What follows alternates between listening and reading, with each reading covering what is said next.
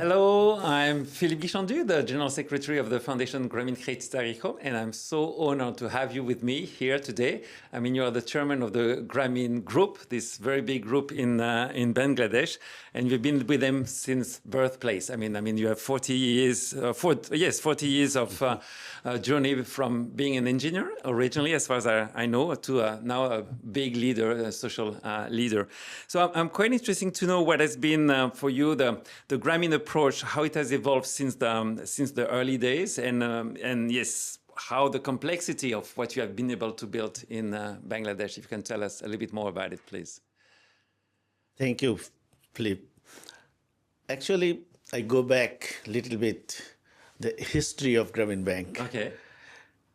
In 1976, we all know the Nobel laureate Professor Muhammad Yunus.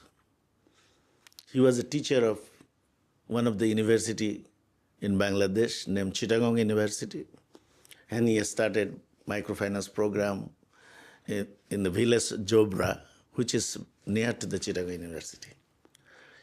Initially, he found that the poor peoples are suffering from the finance. They have no finance, they're taking money from others and doing things for them. But it requires very tiny money. So he started from his own pocket to keep some money and form a group, especially from the rural women. And then the microcredit program started. Now it is a global activities. Global movement, yes, for sure. So from there, only started with the credit program and focus on the women to elevate poverty elevation. But actually poverty is multidimensional. Yes, for sure. Only the finance cannot be solved and cannot make their livelihood better. Then initial thought was, what is the barrier? Then Professor Yunus found that the borrower are taking money from the bank, not paying banks someone. Well, what is the problem? Some case study was there that they're suffering, either they're suffering or their family members suffering from diseases. So they're going to the doctors and expending money for treatment. So all money gone. What they took from bank as a loan. Then Professor Yunus thought that we should give some healthcare facilities. Then we create one company named Grameen Kollan to support their healthcare. So day by day, all the complexity coming, and then we create one company. We have seen that in the night time, there is no electricity in the village. So after sunset, no work there. Then he has started to install solar home system to our borrowers' houses with a loan and installment. And their work time gradually increase. So from very beginning, 35 years back, we start renewable energy in the village. Now we are talking the renewable energy things.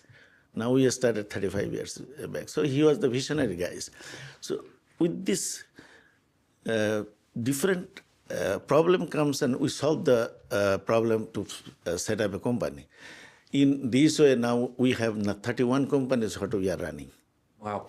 Yeah, and I think it's by listening to the people that you've been able to set up this all this framework and so on. So right now we are really focusing at the level of the Grameen Group, not only the Grameen Bank, but about the 3 zeros, you know, the zero poverty, zero unemployment, and zero carbon emissions.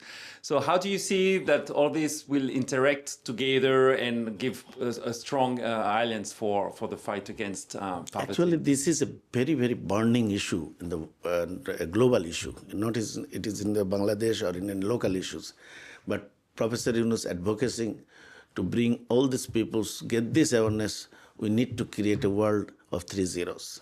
So zero poverty, zero unemployment, and zero net carbon emission. It is integrated things. It is not individual issues. So if you go for, say, the poverty is coming for no work.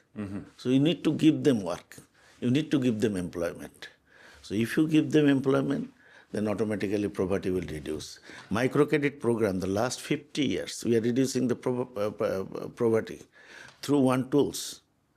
But now we are thinking that the next generation, it should be bring up.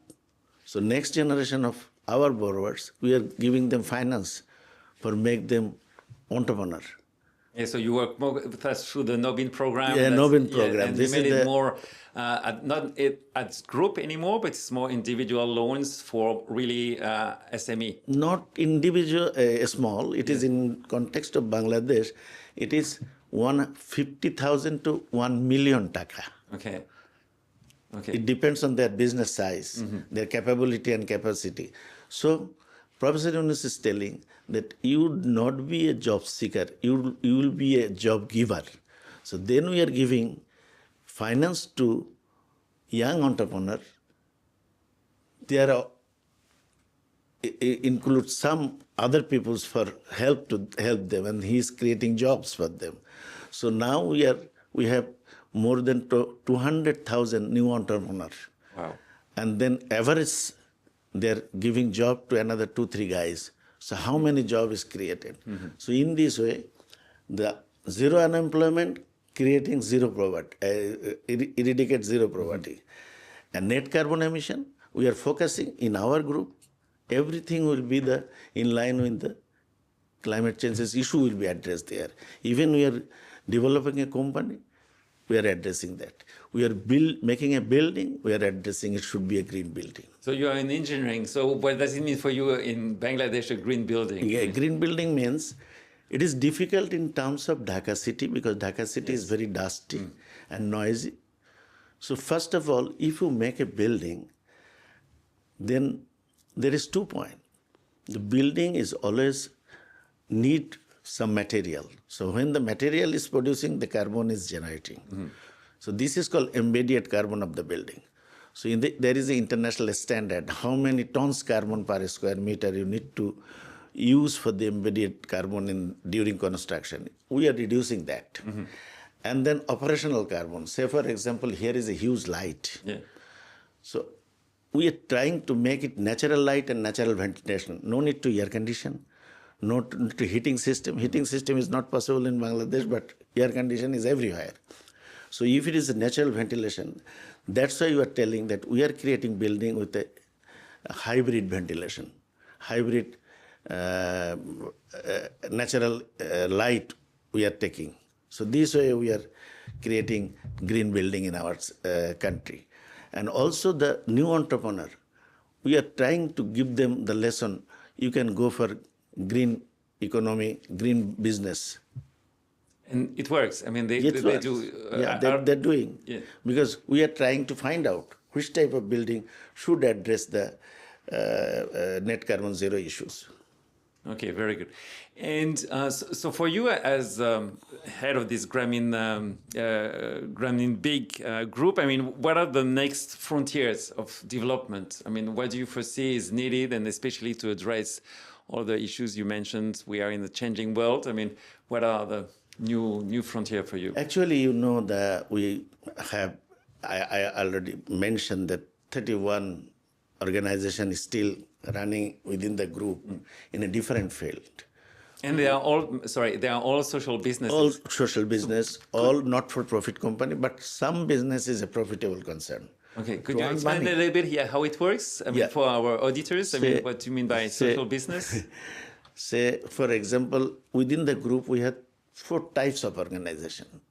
One is profit concern organization to earn money, but there is a social goal. So earn money from a factory, like we have a garments industry. We are earning money from there because this is a traditional business. Of course. But there is a social goal. A lot of employment generation we are generating there because it is a factory. And we give them proper wages, we give them all the support for their better livelihood. So the 7 principle, 1, 2 principle is there. So it is social, profit concern company, but there is a social cause. So it is a money earning company. Say for example, we have we are the owner of the largest telephone operator in Bangladesh. Yes, I always amazed So by this. we got money from there. How many clients in your companies there?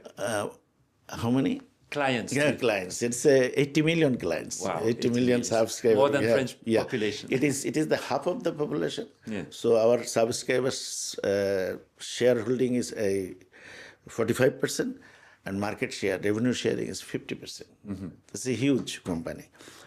So the money is coming from there, and we using this money for a lot of social activities. Say, for example, you told what is next. Yeah. So next is the big projects. Next is the big things. Already we have a healthcare, education, agricultural program, health and nutrition, building social business, lot of things in between. But now we are concentrating focus on the healthcare in the upper level and education in the upper level, financial inclusion, digital financial service, mobile banking, and work with youth.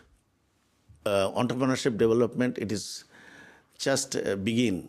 So it is almost 10 years, but it is going to scale up. So what we are going to set up? We are going to set up one big hospital. In a 700 big hospital, this will be the biggest hospital for the country. Oh. Because people have money. Even this is not the poor people's issues. It is a whole Bangladesh issue. People are going abroad. Most of the people are going abroad for treatment, those who have money. So we are trying to retain this money in Bangladesh. So we are going to set up a hospital with the international standard treatment for mass people. Mm-hmm. There will be two type of pricing. Patients, yeah. One is subsidized pricing, one is regular pricing. With this regular pricing, we'll earn money and we'll subsidize for the poor peoples or moderately rich people, those who can afford.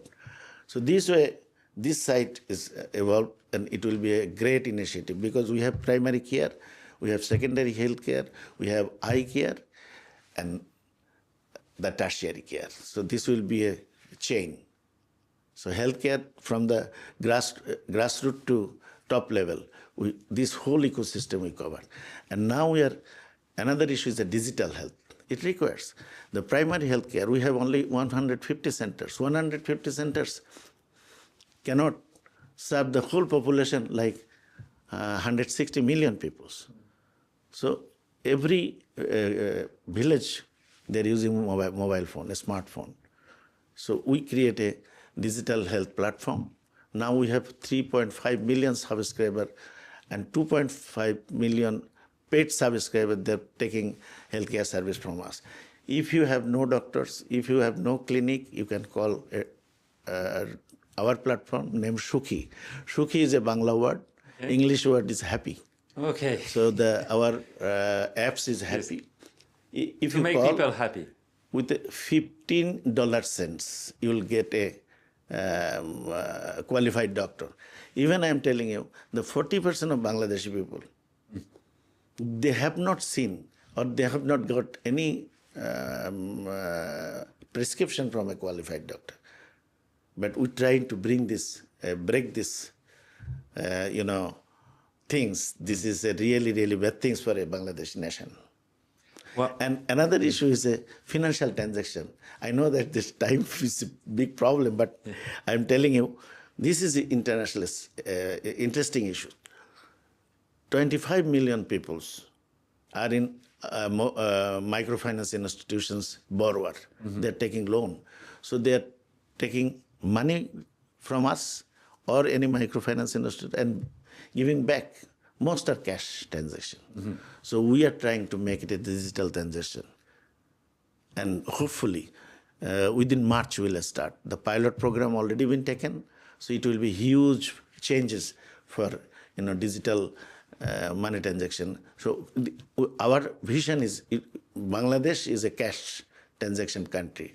We will make it cashless country, cashless transaction. This is our vision. Thanks a lot. I mean, I think it's very inspiring. And when I was listening to you, I was wondering, okay, we should bring more people from our countries to see what is the model that have been, the economical models that have been developed by all the Grameen and the Grameen Group. And I definitely want to thank you, wish you a very nice trip back to Bangladesh. And that's the end of our discussion. Thanks a lot, Thank you. Ashraful. Thank you so much. Thank you. Thank you for giving me this opportunity to share some thoughts from our side. Okay. Thank you. Thank you.